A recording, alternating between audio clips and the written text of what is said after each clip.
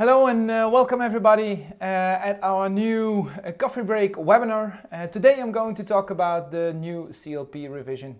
Going to give you an overview of all the differences, all the changes that this revision will have for you. There are a lot of differences, there are a lot of changes, as you can see from all the boxes on the screen. So let's start right away because it will take some time to go through all of them. Let's start at the beginning. The CLP regulation published at November 20th, so 23 days ago. As it is normal with all European legislation, it enters into force 21 days after the publication. So actually since 2 days this new revision is in force. There are also a lot of changes that I will not discuss today because they are, let's say, general on procedures, etc. And these are changes like this, like stated here. Changes on how to deal with the mandatory classifications from Annex 6. How to deal with delegated acts to be able to change small things in the CLP much quicker. PCN notification and especially what ECHA can or cannot do in that procedure. How we are going to use group approaches for classifications, for instance, for Annex 6 instead of single substance classifications. But also some evaluation reports that need to be made, like for SMOCs, and we'll come to SMOCs for plants, but also tactile warning and child-resistant fastening for what kind of hazards this will be mandatory, and if there are additional hazard classes for which it should be mandatory, etc. And deadlines. A lot of deadlines in this new CLP revision for labels, but also when to incorporate endocrine disruptors in Annex 6, when to have evaluation reports ready, when to have delegated acts ready, how to deal with ROC opinions, etc. So a lot of deadlines in this new revision. Not going to talk about them. Yes, they do influence everything that we need to do with CLP, but from the practical side, this is more something that will, let's say, follow. Then some explanation on how the presentation is set up. In the left top corner, I will always add the deadlines for that specific subject. And in this case, new products means that from that specific date that is mentioned there, all products that are placed on the market after that date, they should comply from that specific date. All products are all products that were placed on the market before the date that is stated at the new product, and which is actually, let's say, a date where they should comply as of. So in this case, new products as of July 2026, and products already on the market, they should comply as of 2028. On the right-left corner, we will have some questions or remarks that we have on that specific subject. In some cases, things that we think will be difficult practically, or where we think that new information or guidance is needed, etc. So let's say the things that we see on that specific subject which need some attention. Okay, let's start off because we have a lot to do. Let's start with the CNL notification. Products that are brought, let's say substances that are brought into the market from import or from production, they need to be notified at the CNL notification with their specific classification. So specific substance and its classification. Is already also the case at this moment and is also in the current CLP regulation, but this has been adjusted. We need to do more, and also more will be available in that CNL notification database. As probably many of you know, the CNL database is available, and it states this substance has this classification, and then it shows a lot of different classifications. In the future, it will be, you need to, when you're going to do this CNL notification, you will also need to justify why you use a different classification than is used at in that CNL notification already. So a justification for the classification.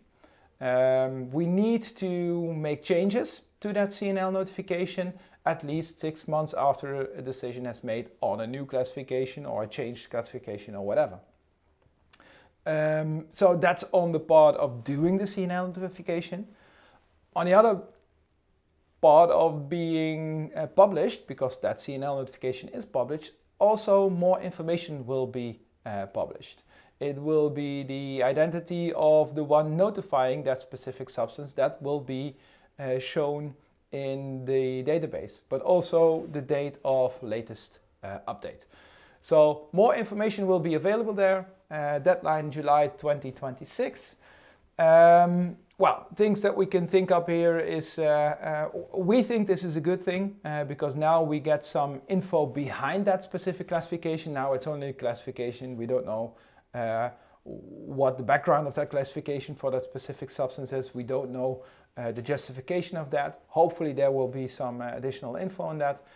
On the other hand, there is also more information on the specific notifier, and that can be in a competitive market, that can be somewhat tricky. Next part, non-EU products, and I think that's for perhaps for also for a couple of you interesting. All substances and mixtures brought to the market in the EU that are from outside, so when importing into the EU, need to have a specific supplier established in the Union that fulfills the requirements of CLP. And that supplier also needs to be on that specific label. So, for instance, a product coming from Great Britain that is brought onto the market in the EU needs to have a supplier in the Union that fulfills the requirements and also is on that specific label. So, in the end, no products, also from, let's say, the big online marketplaces, all products that come from outside of the EU into the EU market will need to have a specific union supplier which is placed in the union on that label. New products, deadline July 2026. Questions here are, of course, who will take responsibility? Is that the distributor, the importer, the seller? Is there a new actor in the supply chain that will take up with these responsibilities? But also, how many suppliers are we able to put on a label? Because this is not the only regulation that deals with suppliers on a label. Big change, especially for products being imported from outside of the EU. Substances containing more than one constituent. We have substances, one substance. We have mixtures on the other hand, compiled of different substances together. In between there are some substances that, well, are not really a mixture, but also not really a substance. So they created a new thing in between the substance containing more than one constituent. And in this casing, they have ruled that these need to follow the classification rules for mixtures or data. If you have data on the complete smog itself, but for specific hazard categories, carcinogen, mutagen, reprotoxic, endocrine disrupting and these biodegradability aspects, you are not allowed to use data on a specific SMOC if that data is resulting in a lower classification. So in case of these specific hazard categories, the worst case needs to be followed. If classification according to the mixture rules is more severe, then that needs to be followed. If the data or the test data on that SMOC is having more severe hazards, that needs to be followed. So there is no hierarchy, it is worst case. And then there is an exception, temporary exception, for SMOCs extracted from plants, so essential oils for instance. The ECHA will come with a new report on that if these specific SMOCs are also part of this aspect, or that they can be left out. I think within 5 years from now they need to have a report ready. July 2026 deadline. And this is of course something that we think will have a big impact because if we have that specific SMOC classified, how should we use that in classification for mixtures? Is it then the classification of the SMOC and the percentage of the SMOC, or do we also need to go back to the constituents of that specific SMOC? So a lot of practical insights that we still don't have. Hopefully guidance will be published on this very shortly. Bridging principles. The principle that if you have a new formulation that looks very similar to an old formulation where you already did some test on it, so you have test data, there is a possibility that you can use that specific test data also for your new formulation. Things have changed there, and in this case particularly on the justification to be able to use bridging principles. Mandatory as of 2026, July, for specific detergent producers. The question of DETNet, which is a consortium in which a lot of different formulations with test results are shared among detergent manufacturers to be able to downsize actually the classification. The question is if that will still be possible in the future.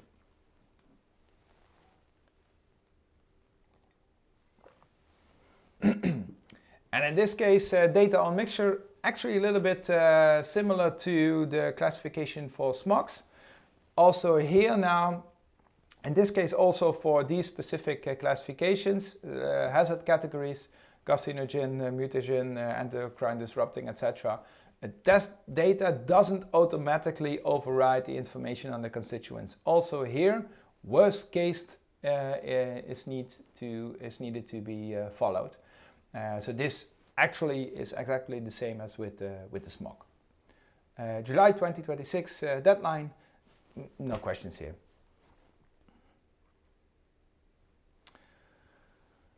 Ammunition.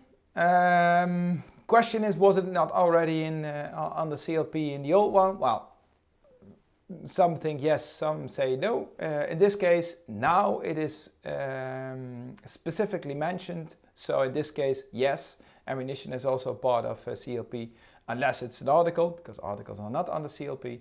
And there is an exemption when it comes to labeling, of course, because if a bullet needs to have a label on it, it would be dramatic in the gun itself. But also when it comes to camouflage for military purposes, etc. There are some exemptions. No transition period in this case, applicable since December 10th, 2024. And the question here is why there is no transition period in this case. We think the reason is because it was already mentioned in well, not specifically mentioned, but already under CLP, under the old regulation. Then we go to the practical side, the label itself. So the contains, where we need to state the substances in a mixture contributing to specific hazard classes. Well, these hazard classes are growing bigger and bigger, and these hazard classes, actually the hazard classes that have been introduced in 2023 in the CLP regulation, now also fall under this contains aspect. So also need to be mentioned on the label with the contains. It's a label aspect, so the deadline is January 2027. Well, question here is of course, let's say twofold. First of all, these classifications are not classifications that I think most of us in this webinar can do. We are waiting for suppliers very high in the supply chain, or the regulators by putting them in Annex 6 of CLP mandatory classifications. So we're just waiting for these specific classifications to pop up. And because there are more hazard classes now where we need to say something in the contains, we also need to make some choices. Because there is a possibility to minimize the amount of substances mentioned in contains to 4, but if there are more hazard classes, probably also more substances need to be mentioned, so we need to make a choice which hazard class is more severe than the other. So is endocrine disruptor more severe than carcinogenicity, or is PBT more severe than reprotoxic? These are the choices that we need to make in the future. Hopefully there will be some guidance on this as well.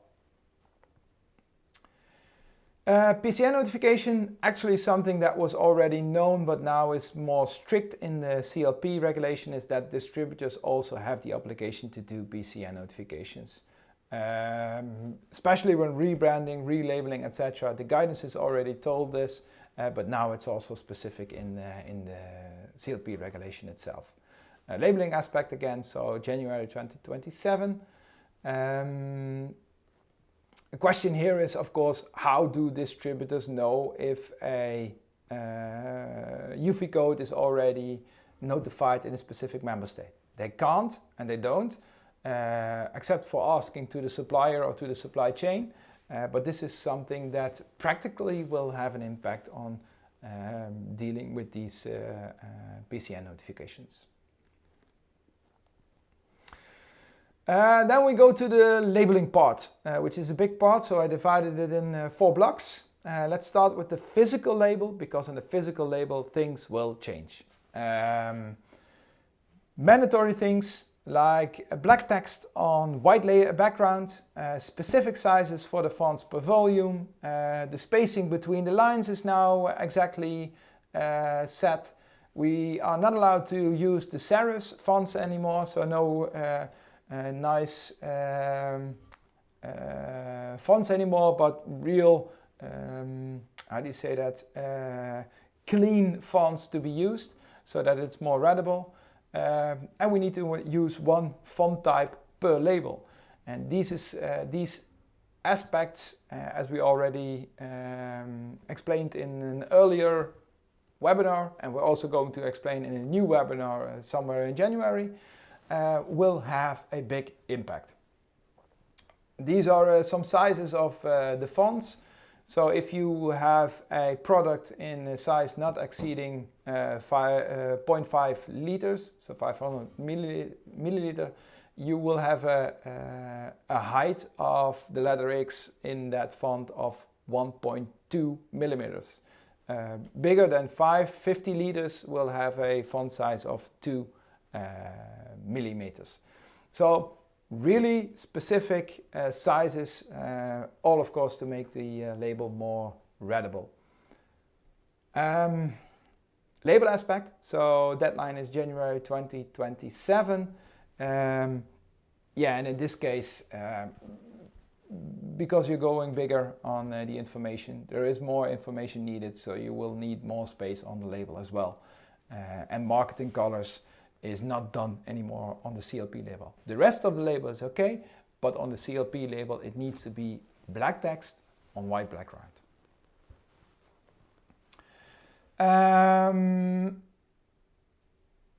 Then on the fold-out label, which was possible, let's say, in the former CLP regulation, but only for small volumes where the specific language of the member state where the product was brought on the market would not fit the packaging. In this case, they now allow the fold-out labels for all packaging. And that's good, it's a benefit. But we still need to take into account the special requirements, front label, inner label, and also the back label, which are set out in the regulation. It is already allowed to use it as of last Tuesday, so the 10th of December. There is of course, nothing for all products. You can use it as of now, but you need to comply with the special requirements. Some thoughts that we have on it is, of course, the price of that specific label. It is more expensive, but also how long or how many labels do you want to have on stock, because the UV code will be pre-printed on the back label somewhere, and it's not so easy to change that when the information of the UV code, the formulation has changed, etc. Hopefully some guidance will be brought on this one, especially on the UV code.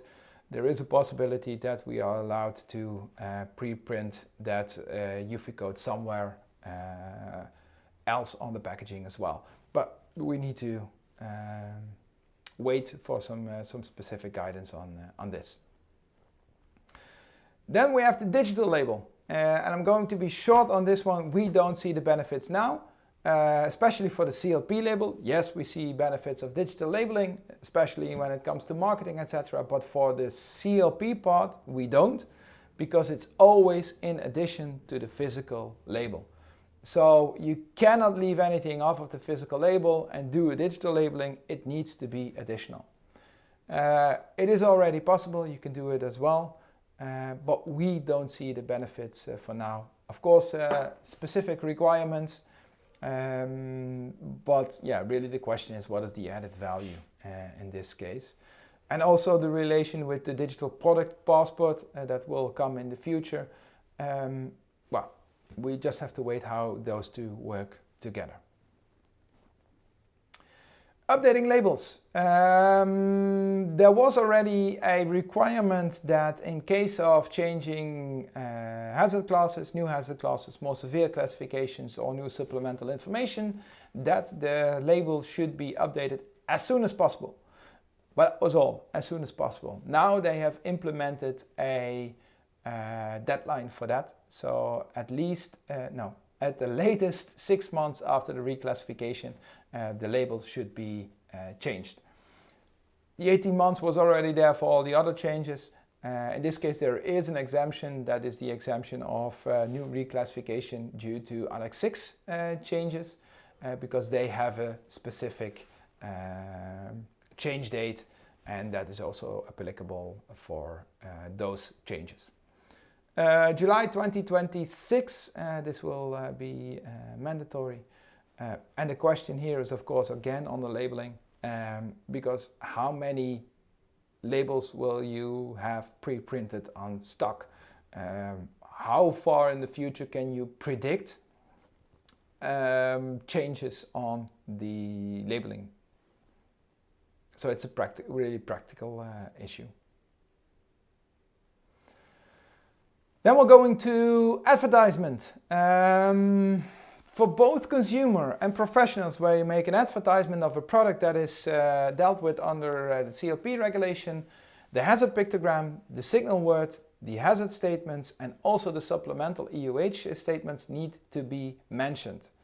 In case you do that for a consumer, so the commercial is for a consumer, you also need to add that specific phrase that is in English here, but is also translated in all the different languages in the regulation.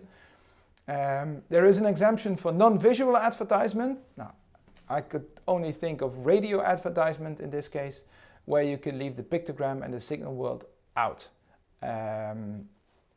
This means, first the new date, in this case July 2026. This means that TV commercials, radio commercials, online commercials, brochures of do-it-yourself stores, grocery store folders where they have toilet blocks or room sprays or whatever, catalogs, all those different advertisements need to have these specific aspects in the advertisement.